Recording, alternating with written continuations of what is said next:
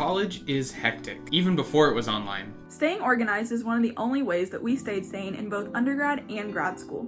We're here to offer some tips and tricks that personally helped us, so be sure to like, comment, and subscribe, and get ready for another video from Lone Star Speechies.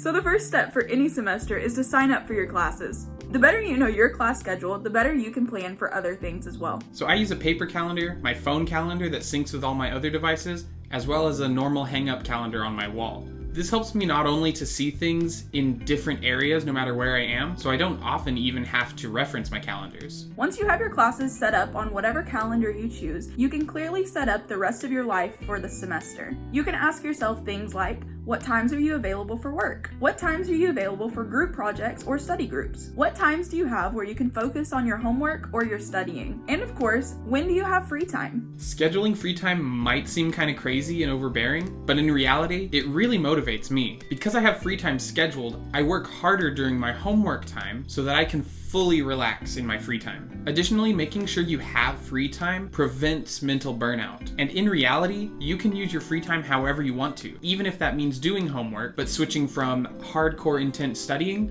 to just sitting back with a drink and reading your chapter. This type of semi-strict schedule is the only way that either of us were able to work up to 5 jobs at a time while being a full-time graduate student. So after I have my schedule made and I get all my syllabi, I take them all and create a master document of all the due dates and assignments. Here you can see a weekly list of everything that's due. This ranges from async lectures to quizzes and even the video schedule for our YouTube channel. Using the date of the first day of each week really helps you visualize the whole semester and how far off things are, which helps you really gauge how urgent each assignment is at any given moment. Now that you have your schedule made and color-coded, or whatever works best for you, you finally get to sit in on your first day of class. But as soon as a professor's done going over the syllabus, she jumps right into the lecture. What do you do? So I have my own personal style of note-taking, which I will explain a little bit later on. But the first thing you want to have ready is something to take notes with. If you prefer the old-fashioned method of paper and pencil, feel free to use that. There are some professors who prohibit electronics in their classroom. This means that having a pen and pencil would be necessary, so make sure to pack one on your way to class every day, just in case. Before I go on, I do want to say that I am not being paid to say anything about these products. I use Evernote for the majority of what I do in class. Evernote is basically just a more organized word processor, but it is available for free and has cloud capabilities. I'm able to have my notes on at least 2 devices using the basic Evernote account, but the paid versions do offer more devices as well as other capabilities. With Evernote, you can insert tables, flag, search, and organize notes into specific notebooks. Then you can take those notebooks and put them into stacks. For each of my classes, I have a notebook, and each stack organizes a whole semester of classes. This way, I not only have easy access to my current notes, but I can search any of my past classes using the search bar. This is really helpful when I'm studying and I can't quite remember the age of acquisition of certain sounds or what nerves specifically innervate certain muscles. The next product I use is called Notability. Notability is great because it does nearly everything that Evernote does, but it has more intuitive handwriting features, which I use more in my practicum setting than I type.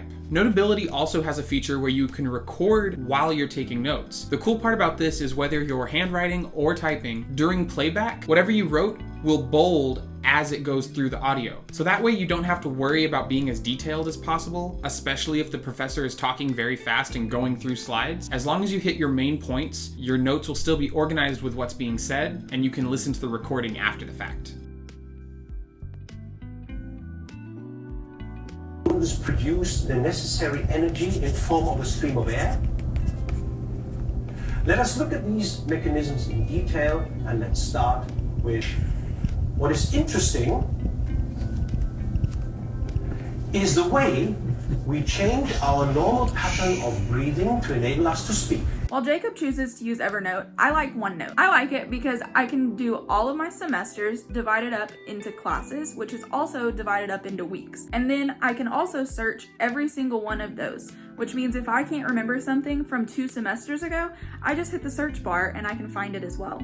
So we've talked a lot about electronic methods of taking notes, as well as mentioning the pencil and paper, but of course, as long as you stay organized and you know your system, that's what's important. I use my iPad, and whenever I'm studying for exams, I'll usually print off just the weeks that are being covered on that specific exam so that I can highlight, take handwritten notes on the paper, or do anything else so that I can really make sure I know the information. You can also do this using your handwritten notes and just add to them after the fact. Other options for handwritten notes include rewriting them, but just using the specific points, and quizzing yourself so you can make sure to remember the details. So like I said earlier about having a calendar that's color-coded, I also do this with my notes. Whenever I'm handwriting notes, I can do things like make the more important stuff red, or make the not so important stuff blue. Or if a professor stresses something to where we think it's going to be on a test, I can highlight it as well. I also use sticky notes a lot. Sometimes I use them as organizer tabs in my notes, and sometimes I just write important things on them and stick them on my laptop to make sure that I remember it for later. And the physical organization is something that I excel in as well. I do things like keeping all of my school stuff in one bag so I always know where it is. Things like highlighters, colored pens, Scantrons, and a blank binder just in case you need it are all things that I keep in my bag. And always make sure that as soon as you take them out to use them at home, that you put them right back so that you have them in case you need them in class. So we've talked about a lot of things so far that work for us personally, but of course, whatever works best for you is really what you need to implement into your study habits. This can include some trial and error, and it might take a few weeks to one entire semester to really understand how you function best in college. Now that we've discussed certain ways that we stay organized in college,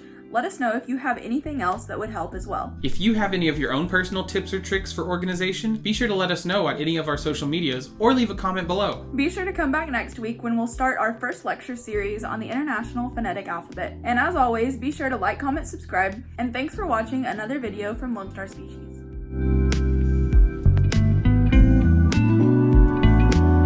Why does Google not just correct me when I'm being stupid?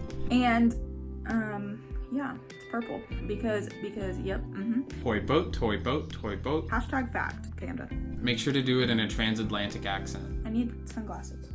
And a pearl necklace.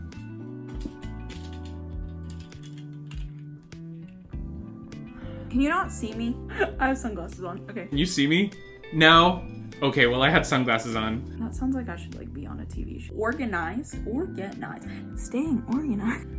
Here they are. I'm just calling you out. There's my free time for the day. Oh my god, just read the words, Jacobs. Goofy! Whoa. Well, this is a rough day. I'm tired. Ha! Good talk. Ha! Make sure to put it back when you're done. I see where we're going with this. That was very customer service. This is bad. Okay, sounds good. I didn't know where we were going.